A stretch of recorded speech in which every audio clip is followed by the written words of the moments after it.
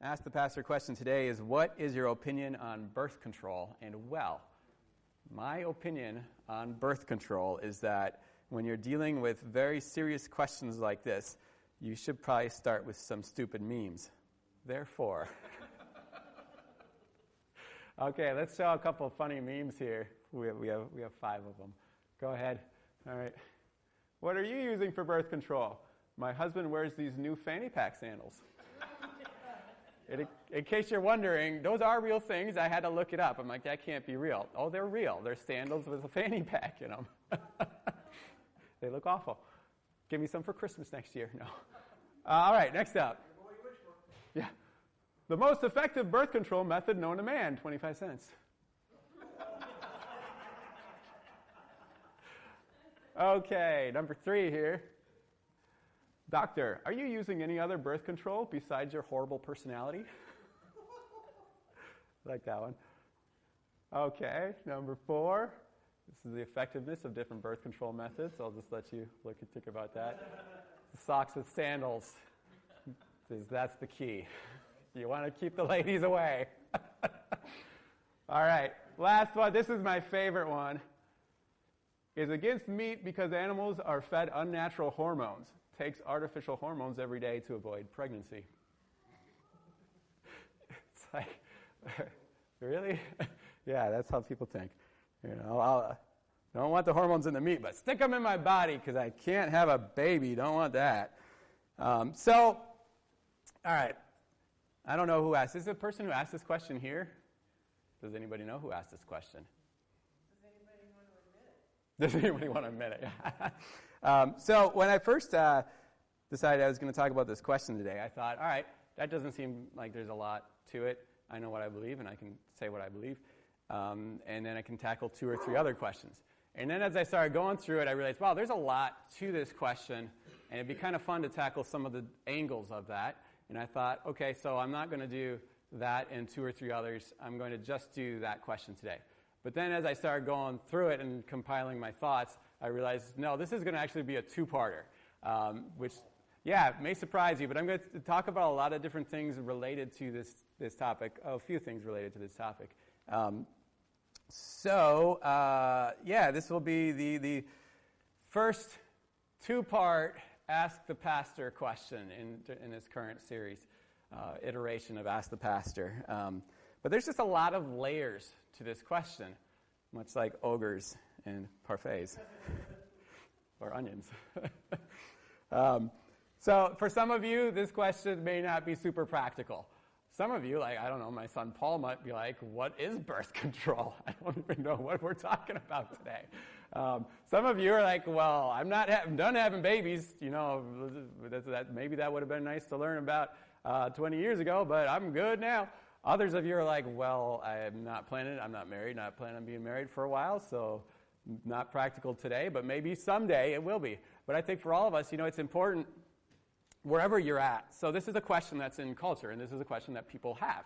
What is birth control? And there's a lot of different opinions about it, and so it's important for us as Christians to know what is a biblical stance on birth control, and not just, well, this is what the pastor said, and that's why, and I just believe it, I don't know why. But that we really understand this is God's heart.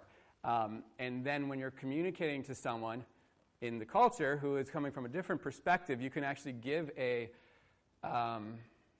convincing reason why the Bible's answer actually makes sense. It isn't just a rule that you got to follow.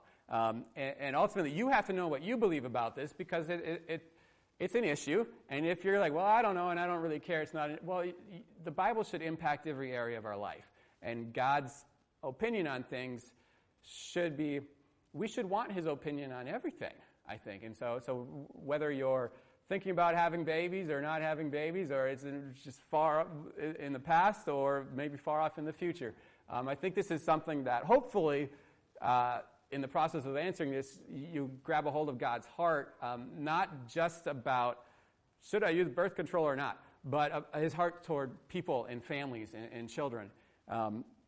So there's a lot of layers to this, and it's going to take me 2 weeks, I think, to get through this stuff. Hopefully you won't be bored. I know in going through it, I was like, wow, I learned a lot, and I discovered I mean, I hadn't really thought through this other than, well, you guys know we have 7 kids, and Jesse and I have been like, well, I'm not really into birth control. We like big families, so okay, we had peace in our hearts. Bible seems to encourage big families. Let's have big families, and then I don't have to go into it. Well, I learned there's so many different methods of birth control that I never even knew existed, and there's so many different opinions on this whole topic. So just to give you an idea of the whole spectrum of opinions on birth control, before going into what I think. So you have the one extreme is that all forms of birth control are always bad. So here's a quote from a 4th century Christian leader, John Chrysostom. This is actually pretty good. Why do you sow where the field is eager to destroy the fruit, where there are medicines of sterility, where there is murder before birth? And then he comments on practice that was common in the time of people that would use birth control basically as a tool to be able to fool around and remove, and have no evidence that they were sinning. And he says, you do not even let a harlot remain only a harlot, but you make her a murderess as well. Do you see that from drunkenness comes fornication, from fornication adultery, and from adultery murder? Indeed, it is something worse than murder, and I do not know what to call it, for she does not kill what is formed, but prevents its formation. That's pretty interesting, that from his perspective, as an early Christian, he's like, it's worse than murder because you're not killing what's there. You're not even allowing it to come into formation and then kill it. What then? Do you condemn the gift of God and fight with his laws? What is a curse? Do you seek as though it were a blessing? Do you make the anteroom of birth the anteroom of slaughter? It's like, okay, that's one opinion. And before I go any further, just disclaimer, wherever you've been, whatever you've done, wherever you're at, I'm not condemning you, I'm not judging you, and as I share some different opinions, that's not necessarily even what I think, and it may not necessarily be what the Bible teaches or where I think you should be at. So don't, if you hear something and you're like, well, I don't believe that, well, maybe I don't either, but we'll get to that. All right, another opinion on the spectrum. Some forms are bad. John Piper and those in his camp, and many other evangelicals as well, they say that they tend to believe that birth control is fine. It can be a positive thing as long as it's not a type that kills the baby, a non-abortive type of birth control. Another opinion is that birth control is neutral and becomes bad or good depending on your motives. Steve Gregg, a teacher who I really like, he says about birth control, one of the things he says is, the question is not, is birth control sin? The Bible nowhere says that birth control is sin. The question is, why are you looking into birth control? What is your motivation? Matt Perman of Desiring God says, any attitude which fails to see that children are a gift from God, a good gift from the Lord, is wrong. That it's about your motive, your attitude, more than the actions. So that's one opinion. Another opinion on the topic is essentially birth control is neither good nor bad, but just something you and your spouse can decide on. It's a business decision, none of business decision. Another opinion, and we're going from one extreme to the other. Birth control is good if you feel you need it, if you have a health issue, if you don't have the finances, if you look at your life and you're like, I just don't think we can handle any kids, or I can't handle more kids, then it can be a good thing. And the final opinion on the spectrum that I'll share is birth control is always good, and not using it is bad and selfish. There are people of the opinion that the world is overpopulated and the climate change is heating up the planet and we're limited on resources, and so therefore to bring a child into the world, to doom it to die, would be bad for the child, bad for humanity, and bad for the planet. So it's selfish of you to have children, and you should not have children. That's the good thing to do. It's like, wow, okay, so there is a whole spectrum of opinions on birth control from one extreme to the other. So where does the Bible land in that? Where do I land in that? That's the question. So what's my opinion? Glad you asked. Before sharing, I'm going to share just briefly what my opinion is in a little bit. But before sharing into it, I want to give you some initial considerations in the question, and then I'll look at, there's 2 verses that people have used to, so the Bible, I don't believe the Bible directly gives a strong answer, clear answer on this question, but there are some people who have 2 verses or 2 scripture sections that they'll take out and they'll say that they feel like, don't go there yet. Don't go there, Isaac. Thank you.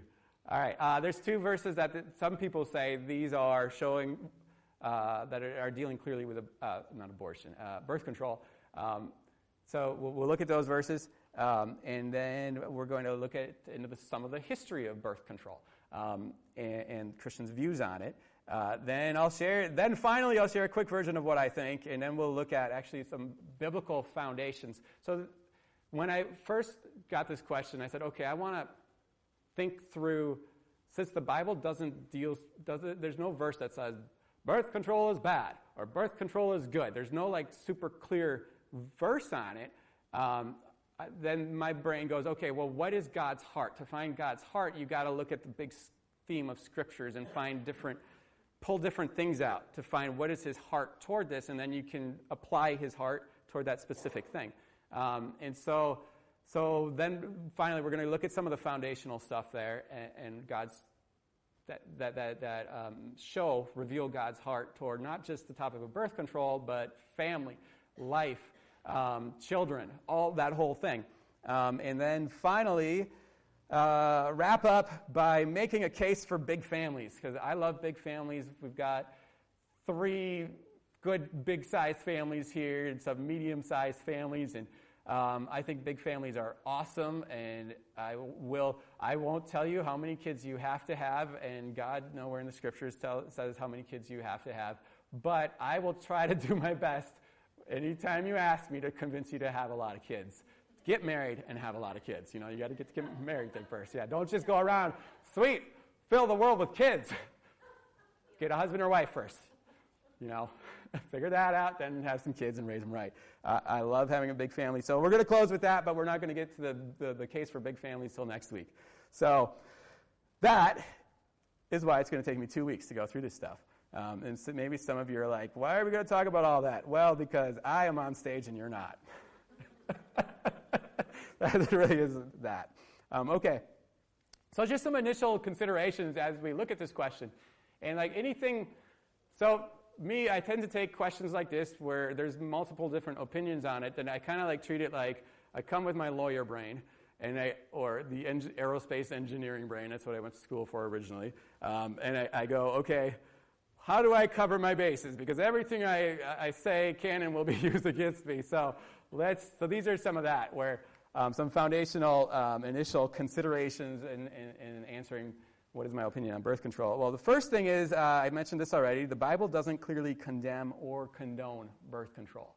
There's no, that I could find, and maybe you can find some and enlighten me, but I could not find any clear verses that said one way or the other that it's sin or it's not sin. The interesting thing is, when you look at the historical record, birth control was known by people. We have evidence of people using and talking about birth control during the time that the Bible was written, during the time of the Hebrews and the early church. There's extra biblical evidence that they knew about it, and they used certain birth control methods. So it was used, it was known and it was used, but the Bible's pretty quiet about it. So it's interesting then that it doesn't say, there's not a clear teaching on it for something that was probably known, which leads me to believe it's probably something that God leaves it open to different opinions on it. Now, like I mentioned before, there are 2 verses that people do use to say that this is God's heart on birth control. The interesting thing with the 2 verses is they both are leaning in opposite directions. And it's not clear that that's actually, I don't think it's not God making a definitive statement on birth control, but both of the verses used are leaning in opposite ways. So again, back to my initial consideration here, the Bible is not necessarily super clear one way or the other with it. Secondly, without faith, it is impossible to please God. Hebrews 11:6 says that. Whatever you do, you've got to do it in faith. You started your car this morning and came to church. I hope you came in faith, that you weren't like, oh, we're going to die. It's too cold. The snow is everywhere. We're dying. No, I hope you came in faith, saying, Lord, you keep me on the road, keep my car going. Thank you that I get to worship you and praise you and gather together at church. This is awesome. Everything we do, we should do it in faith. So that includes in your family as well. And when you talk about having children and birth control or no birth control, whatever you do, you have to have faith. If you're approaching starting a family, as you and your spouse get together and you're like, they want to have kids, and you're like, no, I'm just worried I'm going to be a bad parent. I don't know what I'm doing. We don't have the money. We don't have the space. And okay, and then you go, so we can't have kids. We got to use birth control. There's a problem there. The problem is you're coming to your solution based out of fear, not faith. So deal with that, whatever you're doing. You got to start with faith. Now, there's the other side of it, and we met people in Romania. There's a group of Christians, the Pentecostal Christians in Romania, the old school ones, would teach that that if you don't have a large family, you're probably not going to go to heaven.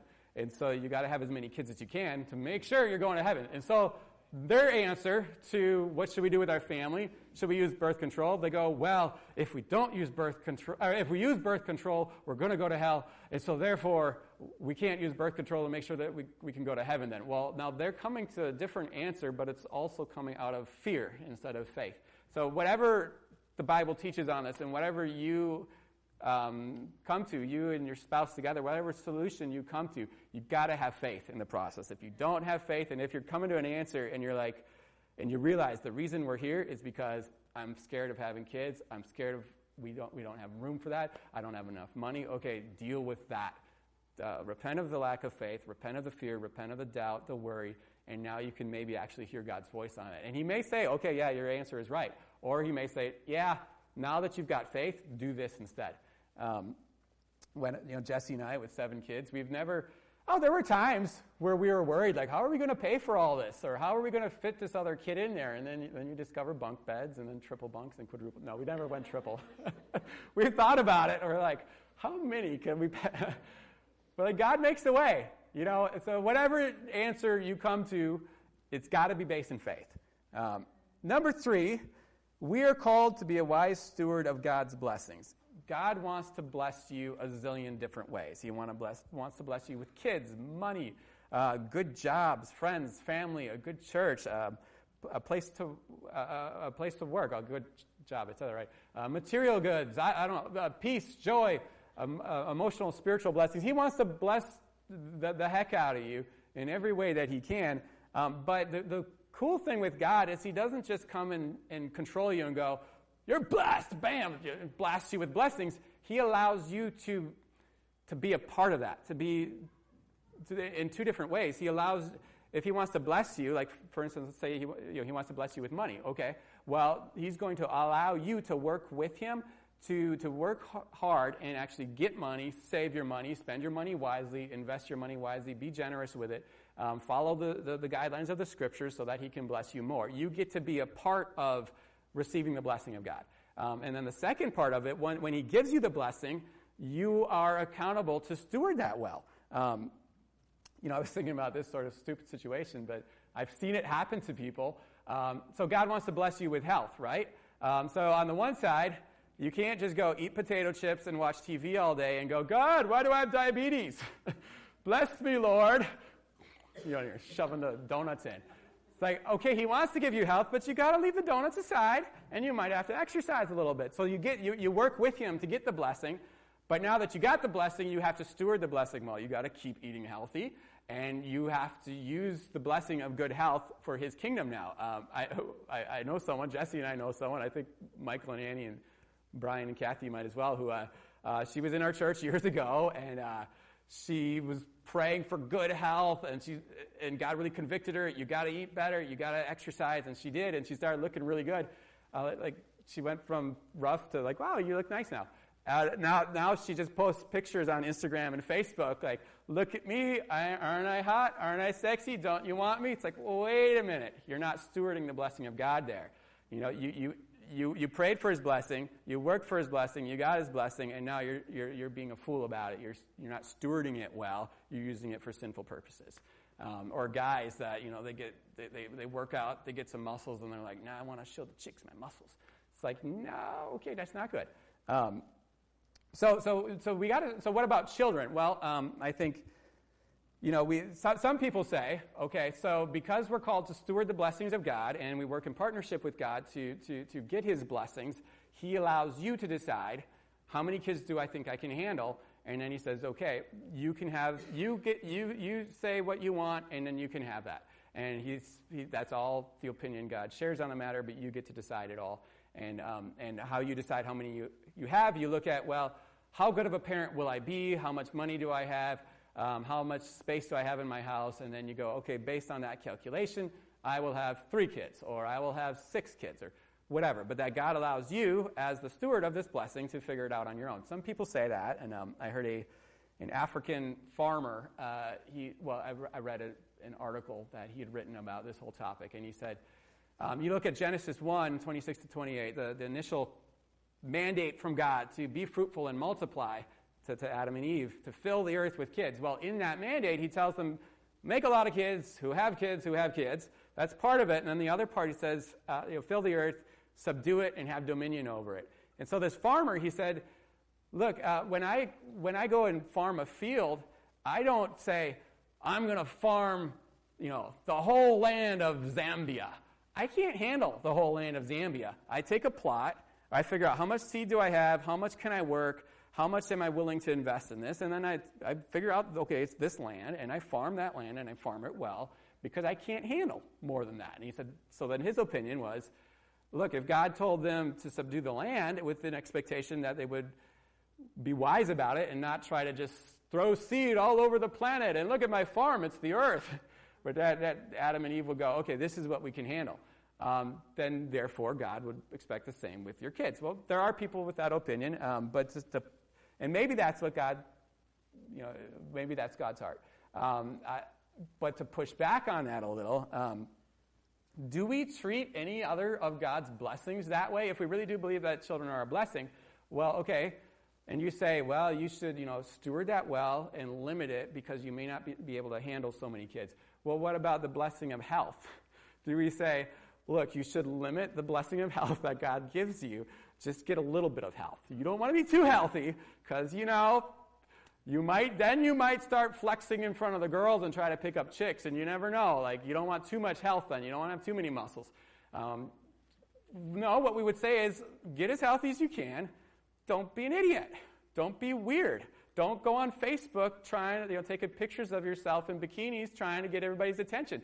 Be healthy. Great. Get the blessing of God. Just steward it well. Don't be a fool about it. Money, same thing. We don't tell people, like if someone's like, well, if I get too much money, I'm not going to pray for too much money because then if I get too much money, you know what I'm going to do? I'm going to blow it all on cocaine and prostitutes and I'm going to leave it at the White House.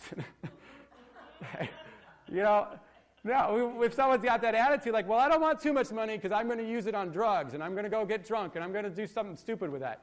How about you get the blessing of money and you decide not to be stupid with it? Like that, we don't treat any other of God's blessings that way. We understand that you're supposed to steward it well, and that doesn't mean limit his blessings. It means use it wisely. Kevin DeYoung, he wrote an article called The Case for Kids back in October 20th of 2022. He says in there, I really liked what he said here. I do not urge Christian couples to have as many children as possible, but I do urge them to have more children. How many more? I cannot say. Many couples must weigh risks pertaining to age, illness, miscarriage, or difficult pregnancies. But more than 2 kids and more kids than you think you can handle might be a good place to start. I like that. I'm not going to tell you have to have X number of kids, but you probably should have more kids than you have. Well, get married first, probably should have get more kids than you have, and more than 2 is probably good. But I personally will try to encourage you to have a big family. But you got to figure that out with your spouse, what big means. Number 4, last of the initial considerations that I'll share, you must obey your conscience.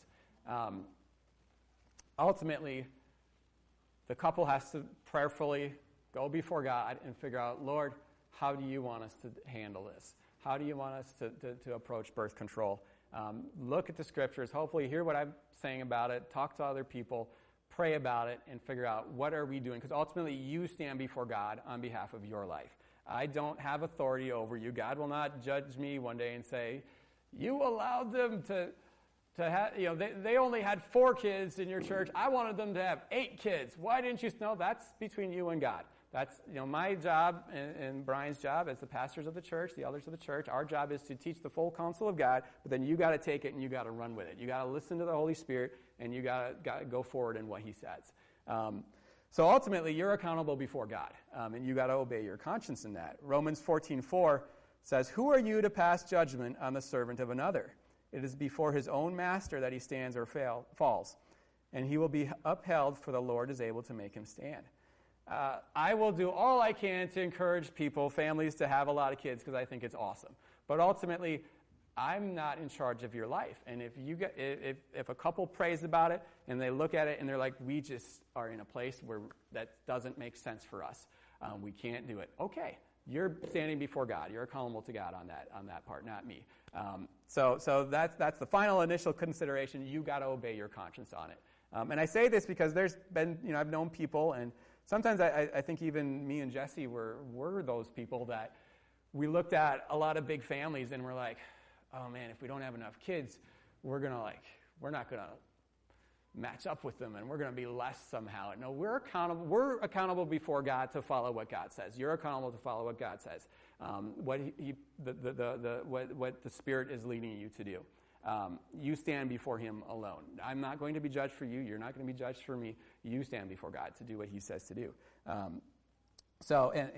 Jesse and I, we did have those thoughts at times like, man, I don't know, are people going to judge us if we don't do that? And ultimately we're like, well, we want to have a lot of kids, and I don't care if people judge us or if they don't judge us. We're having a lot of kids, and that's what we're doing. And we've had people judge us on both ends. I've had people say things like, boy, you have a big family. You know what makes those kids, right? I'm like, yeah, no, I know. Yeah, stupid comments. Or, oh, here's another big white homeschool van. I'm like, well, yep, that is. That's who we are. You get judged on either end of it, and some people going, well, what's your problem? How come you haven't? We had a string of girls first, and how come you haven't got any boys there? Is something wrong with you? No, we're just trusting God. But ultimately, you stand before God to do what the Scriptures say and to follow how the Spirit is leading you to follow the Scriptures. Okay. So one article I read, actually a few articles that I was reading this last week, and I read way too much on this whole topic, but I learned a lot, and hopefully can give it to you. So some of the articles I read, they basically took this stance of, they said, look, birth control was not something, it's a modern phenomenon that didn't exist during the time of the Bible, therefore the Bible doesn't mention it, it's silent about it, and you can make your own decisions then as a couple. This is half true. The Bible, like I mentioned, does not directly deal with the question of birth control, but it does bring up birth control at least twice in 2 different sections of Scripture, and it does give a framework to understand the question of birth control. And then secondly, modern birth control methods are modern, but birth control has existed since the beginning of birth. Ever since babies were being born, parents were trying to figure out, how do we control this? How do we make this better for us, whether good reasons or bad motives? Since the beginning, there's been birth control methods. So does the Bible talk about birth control? Well, so there's 2 instances. Number 1 is the sin of Onan. Genesis 38, verses 1 through 10. Raise your hand if you've heard of this, the sin of Onan. So I'm not going to go into all the details of what happened here, but essentially Onan had a brother named and died without having kids. Was married, and then he died without having kids. And so then Onan's father, Judah, asked Onan to practice something that was called Levirate marriage. which was practiced by the Hebrews at that time and other tribes as well, where basically if a man died while he was married, before he had any kids, then one of his brothers would be obligated to sleep with his wife and bear children for his the lineage of his brother who passed away. So the Hebrews practiced that at the time. And so Judah, after died, Judah went to Onan and said, Onan, you got to go provide heirs for your dead brother and get with your sister-in-law and give him some heirs. Well, Onan didn't want to do that, so he slept with his sister-in-law, but refused to get her pregnant. And so then God killed him. So some people take this and they say, okay, so he practiced a birth control method. He had sex without bearing a child, without her getting pregnant. And he did it intentionally to not have a child. So therefore, that's a birth control method. And as a result, God killed him for that. And so some people take that and they say, therefore, that's God's heart on birth control, that all birth control is bad because look what he did to Onan. Onan practiced birth control. God killed Onan. Now, I don't think that this is proof that all birth control is always bad. In context, the issue seems to be Onan's attitude, his motive on why he was doing this. For starters, he was completely rebellious and dishonoring toward his father and toward the culture of their community in refusing to do this. He was disrespectful toward his brother's heritage, uncaring toward his sister-in-law. A woman at that time who had no children would basically be forced to, she would have to be taken care of by her father, and hopefully the father would be good. And when the father died, she'd just be on her own. There'd be nobody to take care of her. It's not like she could just go and start working like nowadays. Back at that time, she needed heirs. She needed kids to take care of her as she grew older. So he's uncaring toward his sister-in-law, and then he ultimately had a selfish attitude toward her to use her for his own pleasure and not allow her the chance of having heirs to take care of her, kids to take care of her. And so I think in context, it seems like here the issue that God had was his attitude, his motive, not the actual act. All right, the second verse that deals with birth control, but that verse, the sin of Onan, it does lean toward birth control not good. So the second verse dealing with birth control is 1 Corinthians 7:5. It's talking about abstinence in marriage. As far as I could find, this is the only other Bible verse that deals with the topic of birth control in any way directly. So Paul, he's talking about married couples, and he's encouraging them, hey, you're married, have fun, be physically intimate, because that's kind of why you're married. Husband's body is for his wife, the wife's body is for her husband, so you should get together, have physical intimacy.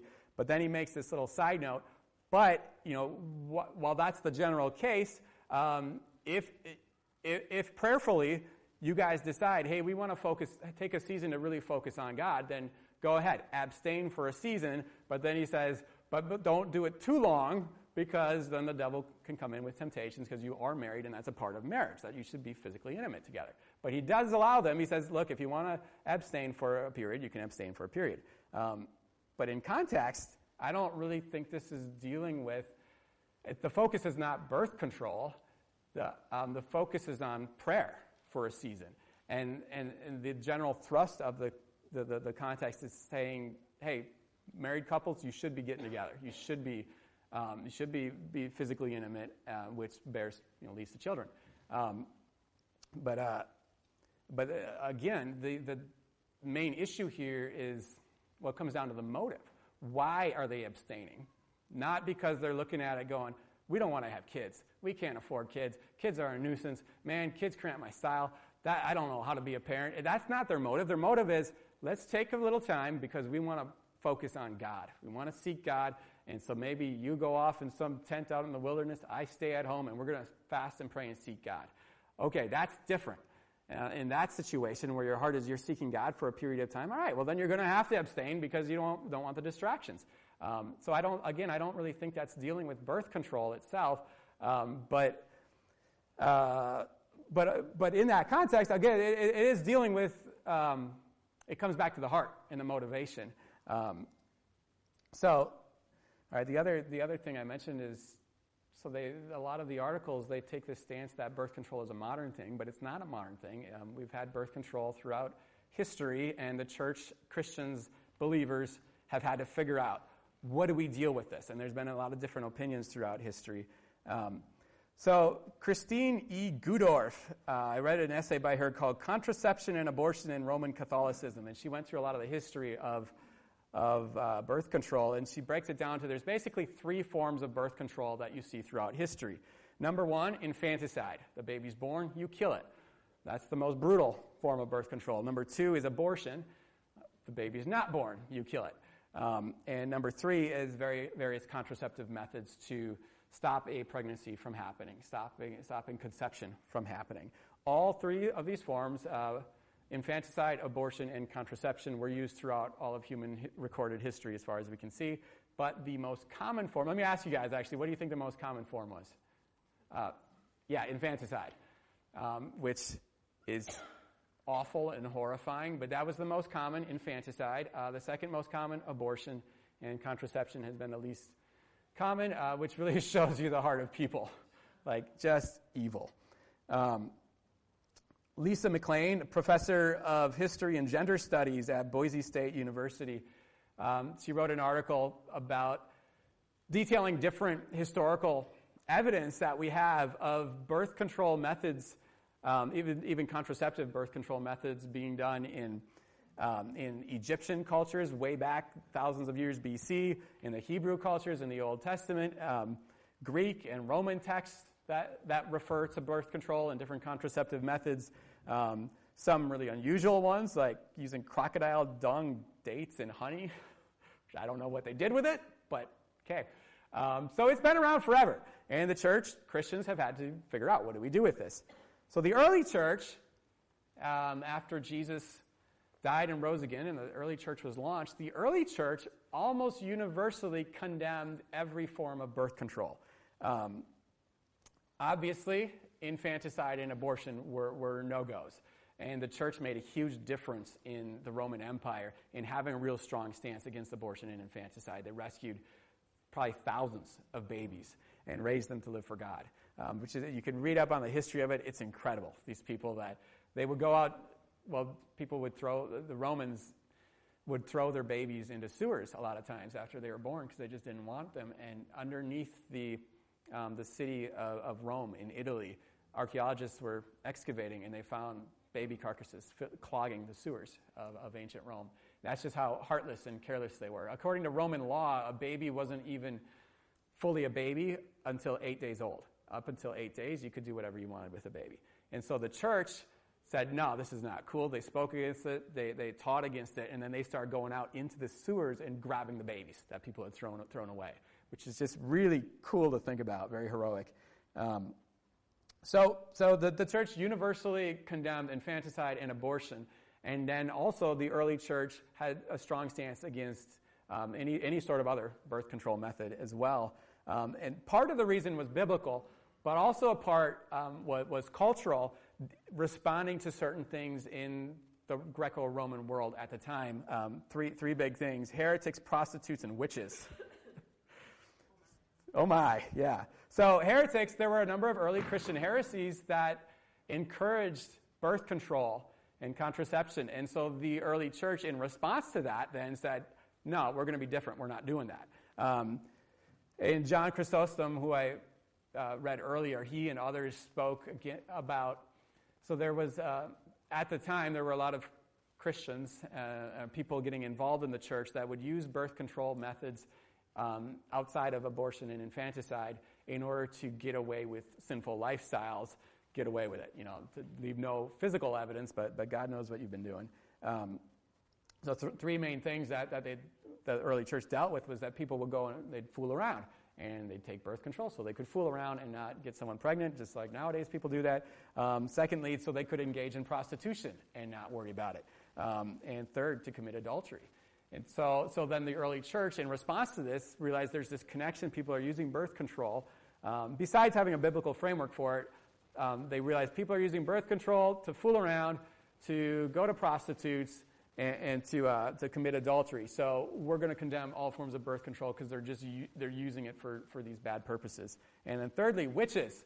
This one is one I had no idea about as I was researching this topic, but apparently during the early years of the early church and leading up also into the Middle Ages, witches, so if you wanted birth control, you would generally have to go to a witch to go get birth control elements. They would make potions, make drinks and different powders that you could go to the witch and get this and sprinkle it in somebody's food to make them sterile, to make them lose their baby, have a miscarriage, to make the man have problems.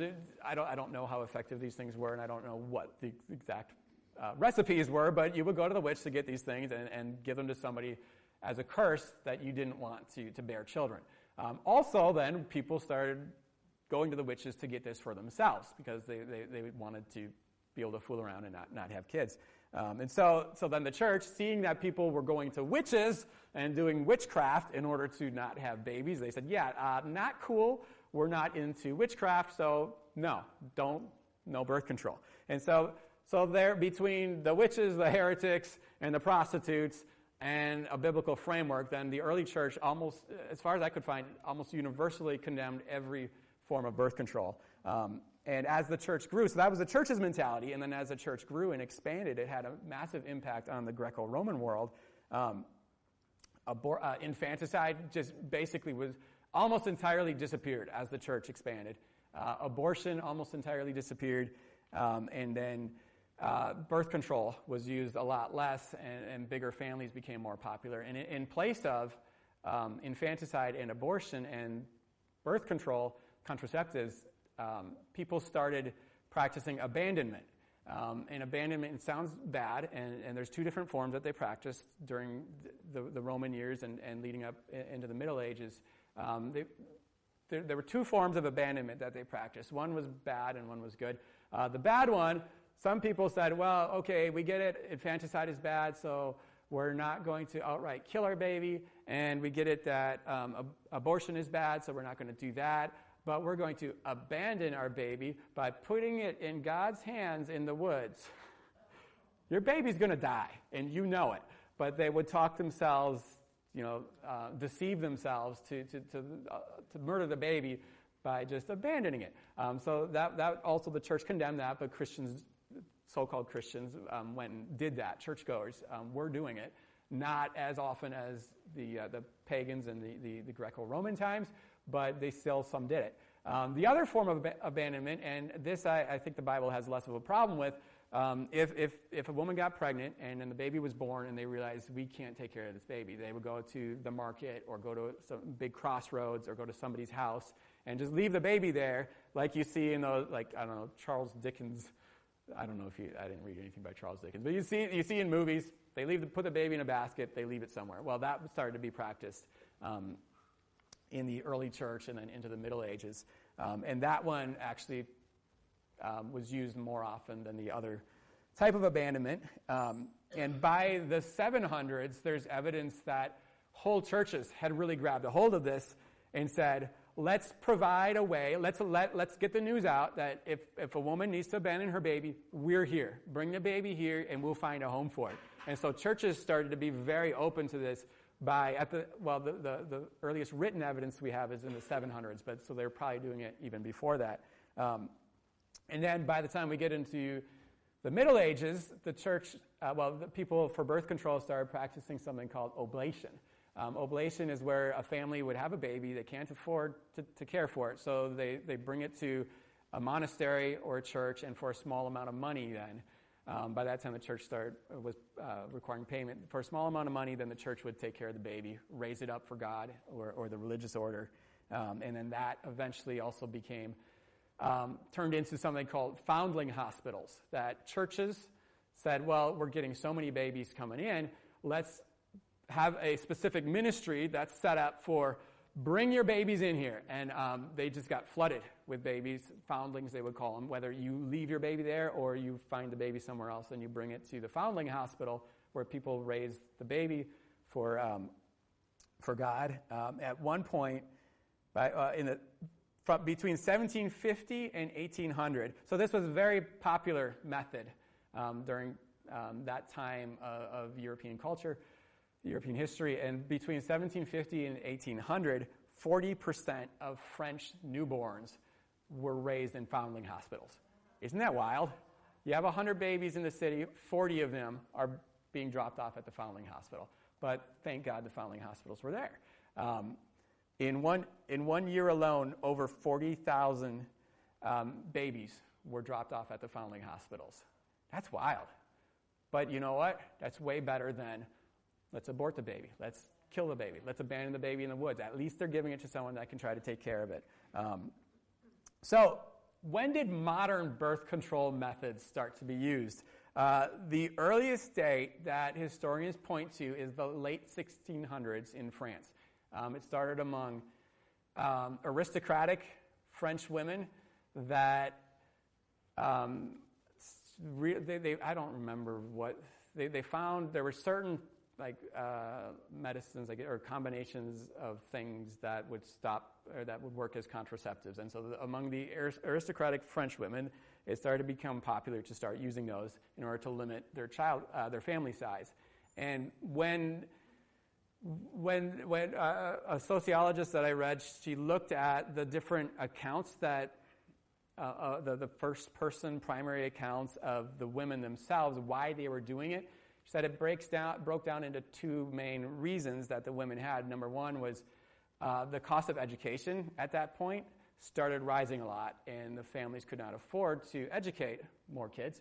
And then the other thing was there was, and this is kind of a good thing, the culture started realizing, moms, you should spend time with your kids. You should raise your kids. You shouldn't just birth your kids and you leave them with the nanny. You should actually be a mother. And so then some of these French aristocratic women were like, well, we want to actually raise our kids, but we can't raise 15, so we're going to try to limit the number of kids we have so we have more time with them.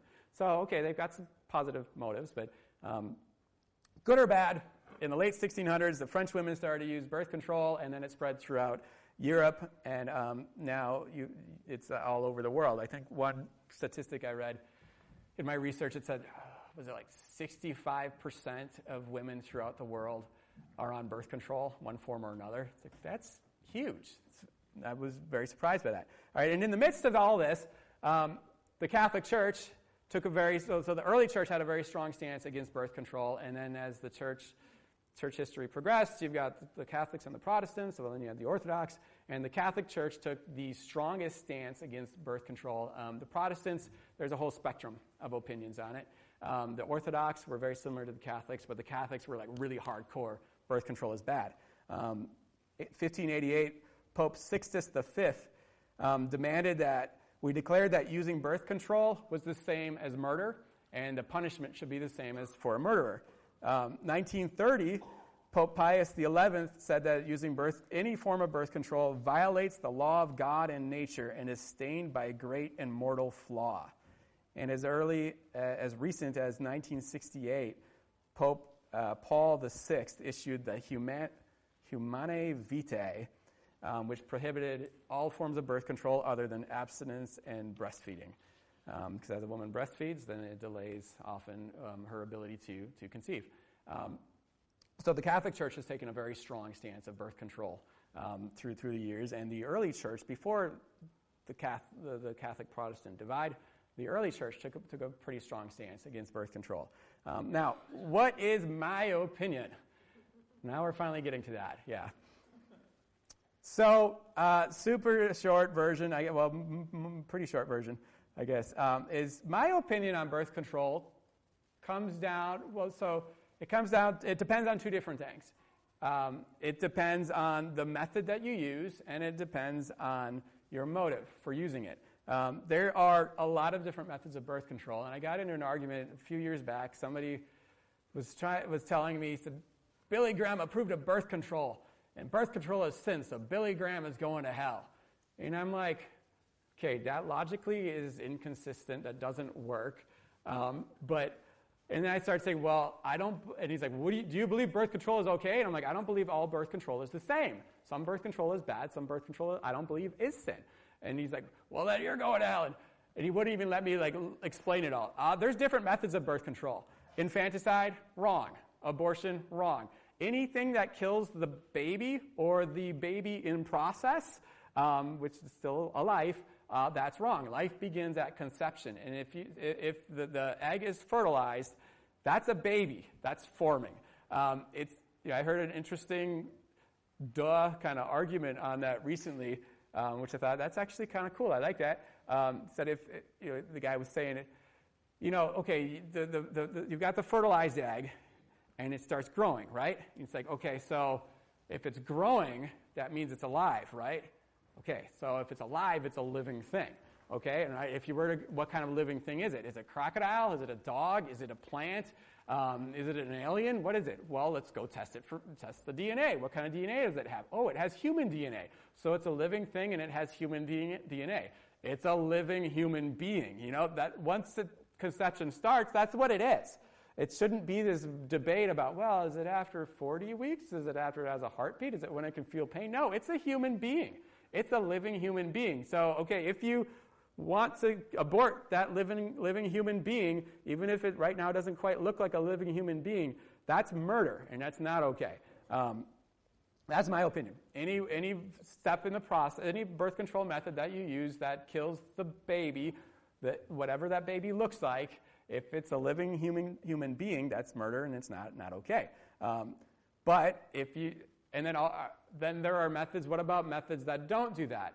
That don't stop the life, take the life of the baby that's forming. Are those okay? Well, one thing that you have to consider is there are a lot of side effects to every birth control method out there. I had no idea how many side effects are out there. But if you're considering birth control, or if somebody asks you, what do you think about birth control? Well, that is something to consider, and you can look it up. And every drug out there, every hormone out there, there's a lot of side effects. I saw two interesting studies on that in the past couple of years. One was apparently women on hormonal birth control, their brains are changing, which this is not a big surprise there. Their brains are changing to be more like men's brains, more aggressive, more risk-taking, less fear, less inhibitions. Okay, are you willing to have your brain change in that way? Well, that's one of the risks that some of the birth control has. Another one, they're finding that there's 130% increase.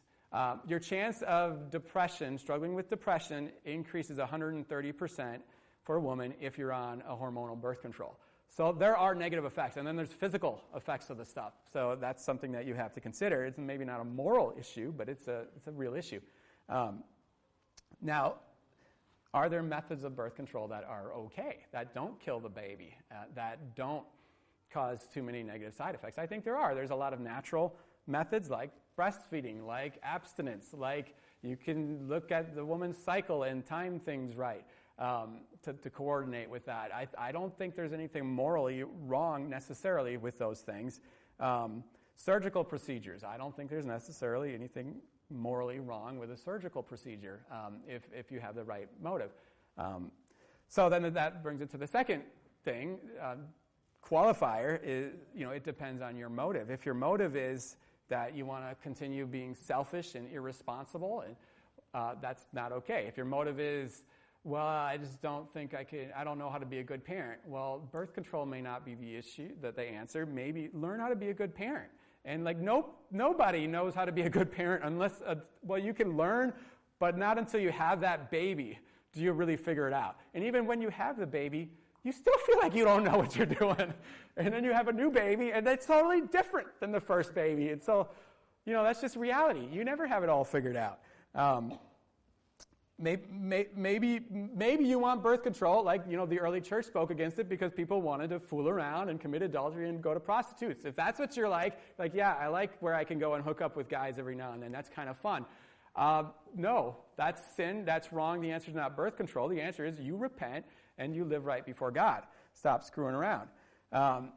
So maybe you have a legitimate reason. There are people who, if they get pregnant, it's a physical risk. It could cause death. There's a physical problem in them.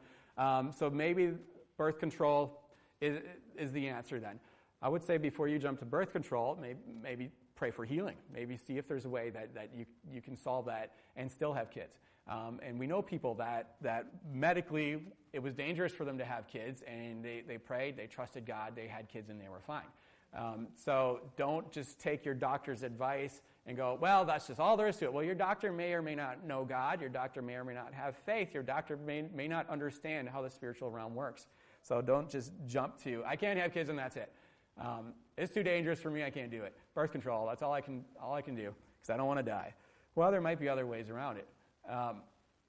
But maybe you have a legitimate reason. Maybe there's a physical problem. Maybe you're living in a van down by the river and you're like, I don't know if I have enough seats in my van to have more. Because maybe you're just that destitute as a couple that like you aren't figuring out your own life and you're working on it.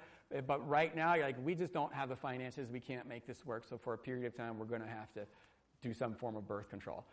Maybe it's a military family, and the husband is going to be off at war for the next 6 months or a year or whatever it is, and the wife's like, let's wait until you get back, and then we can start family, or the husband says it. There might be some legitimate reasons. I think more often than not, people give reasons that are excuses more than anything. There was a 2022 Harris poll, surveyed 1,000 different adults, 1,000 different women that said they would never have children. And so of them, they asked, why are you not going to have children? And the answer is very interesting. I'll just highlight a few of them. 28% because of climate change. Oh, it's getting hotter. Have you guys noticed? Global warming is really bad right now. It's so hot out there. Side note on the global warming climate change thing. It's so fake. Like, it's all goofy. Like, if you look at, so we have records of global temperatures the modern world has kept more accurate records of temperatures. But you can go back to even medieval times, and there's records of temperatures. I don't know if you're aware of this, but during the medieval time, I think it was 500 to, I'm going to get the dates wrong. But I just read this book about the history of weather, which sounds really dumb, but it was very interesting. I liked it. It was talking about this massive global warming event during the Middle Ages where England's, if you've never been to England, I will describe England in summer. It's dreary, it's cold, it's wet. I mean, it's pretty close to the North Pole. England is not like a sunny, cheery place typically. If it's sunny and cheery when you're there, you got like God's favor on you. Go plant some churches and stuff because you got God on you. During the Middle Ages, the British were talking about how warm it was during this period, how warm it was, how hot it is, how sunny it is, and they had records of like how many sunny days per year and all that, and it sounds beautiful, and it was so hot, so warm, and their climate had shifted so much that they had vineyards and were producing some of Europe's best wine during the Middle Ages. Greenland, too. Greenland had vineyards during that period, and have you seen pictures of Greenland? It's not green. Greenland is ice. It's cold. And so weather shifts, and you have patterns. And are we in a warmer shift right now? Well, not this week, no. But maybe we're in a warm shift for now. But guess what? It's going to shift back, and then it'll shift this way again. So don't ever get caught up in that climate hysteria. And any of you guys who are older than 12 can probably point to. You could go back. Oh, okay. Right now it's climate change. Before this, it was global warming. Before that, it was a hole in the ozone layer. Before that, it was acid rain and the killer bees. And then it's an ice age. And then, okay, just wait 20 years and they're going to be scared about something else. But, all right, 28% of people said, climate change is so bad that I could never have it. I will never birth a kid to be born in a planet that will boil. And, okay, fine, don't have your kids. We'll keep having kids and be happy and enjoy the planet without you. 31% said, I won't have kids because of the U.S. political situation. Have you ever traveled outside the U.S.? Okay, I'm frustrated about our politics, and I hope you are too, but just go visit any other country for an extended period of time, and you will realize, our problems are minor in comparison. Like, if that is keeping you from kids, boy, I don't know. And the last one, though, this was the majority response. The biggest response was 54% of people said, of these women surveyed, said, we will never have children because we want to maintain personal independence. I want to do what I want when I want, and I don't want kids to get in the way. The reality is, most people's motive is selfishness. They want, either you're not married and you want to be able to fool around and do whatever you want and not have evidence that you were fooling around and don't want to have a kid that you got to raise, or you are married, but you look at it and you go, oh, I like being a dink. I like having two incomes, dual incomes, no kids. I like being able to do what I want when I want. I don't want to have to change diapers. Have you seen that stuff? You smelled those things? I don't want to wake up in the middle of the night 3 times to do breastfeeding, 6 times. 3 was minimum. That they look at it. I think most people's reason is that they don't want the inconvenience of having kids. The reality is, kids are hard work. Kids cost money. Kids are difficult. But I would never call my kids an inconvenience, except for you. But I love my kids. You know how much shoveling I had to do this last week? A lot, because my kids can't handle it all. But not as much as I would have had to do if we had no kids. You know how many cookies I ate this last week? A lot, because my kids made cookies for me. If I had no kids, I would not have eaten any cookies, and I wouldn't have any health problems. Fasting is much harder when you have kids that like to cook. I come home and I'm like, what's that smell? Why'd you make fresh bread while I'm fasting? Don't do that. Yeah, kids are a lot of work. Raising a big family, raising one kid is a lot of work. It will radically change your life, but it changes your life for the better. It's awesome. It's a blessing. This is going to be a 3-week series. All right. So the short version of my opinion on birth control is that it depends on the method you use, whether it's sinful or not. It depends on your motives, on why you want it, whether it's sinful or not. But even if the method that you choose is fine, and even if your motive is fine, I personally don't think that the Bible teaches that using birth control and limiting your family size is ultimately God's best heart for you. And it may be permissible. It may be something that, okay, it's not going to send you to hell, but it's not necessarily God's best for you. I think of it like divorce. Divorce is awful, and it's not. You can't make an equal comparison. Divorce is awful. Divorce tears up families. I grew up with in a broken family. My parents got divorced when I was 11 or 12 or something like that, and Jesse and I were never getting a divorce. Neither one of us is ever going to do anything else to the other that would cause us to want to have a divorce, but we're not getting a divorce. It's terrible. God hates divorce, it says in the Bible. It's an awful thing. But there are certain situations where divorce is like, well, that's what you got to do. If there's a husband that is perpetually abusing his wife or something, okay, you got to get away. And maybe you separate, and maybe that's enough. I've known people that have tried a separation, and then the other spouse comes back with, well, if you're going to separate from me, I'm going to get divorced then. Like, okay, well, then what choice do you have? You're being divorced. The Bible says you can walk away at that point. You can be divorced. But is that God's heart? That every marriage would end in divorce? I think the average marriage, well, actually, I don't remember what it was. I think one statistic I saw, I think it was 7 years, but that was a while back. It's probably a lot less than that now. Or it might be higher because fewer people are getting married. They're just hooking up and fooling around. But is that God's heart? Is that what he set out when he made marriage? That he's like, man, I would love it if I could get you two, Adam and Eve, if you could get together, make a couple kids, then get frustrated, get bitter, not talk about it, and get divorced after 5 years, and then go find someone else. It's going to be hard on the planet.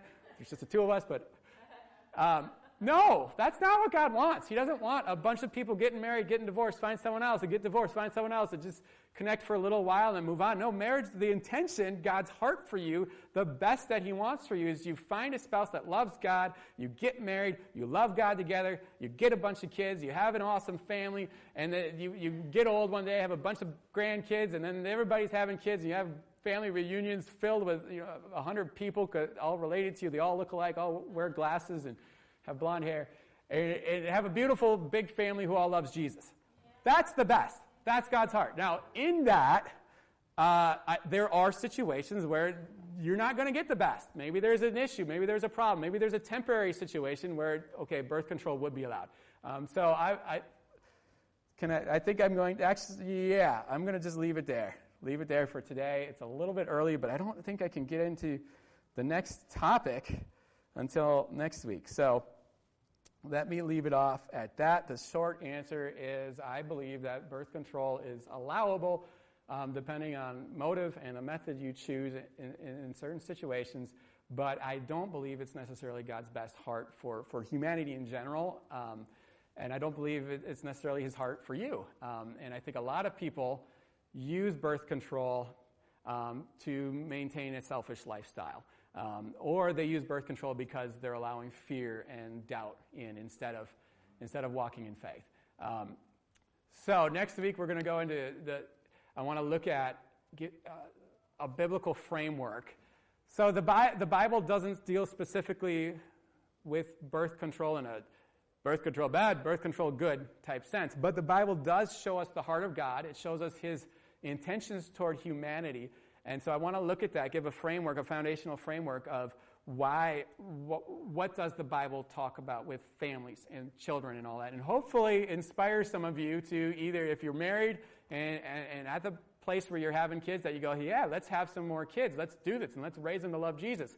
Or maybe you're not at that place that you go, you know what, I can't wait to get married and start having kids and fill the earth with little Jesus lovers, image bearers of God. That's my goal. So we'll get into that next week, give a biblical framework for family and kids, and then I think we'll probably I'll finish next week and give a good, strong case for having a big family. All right.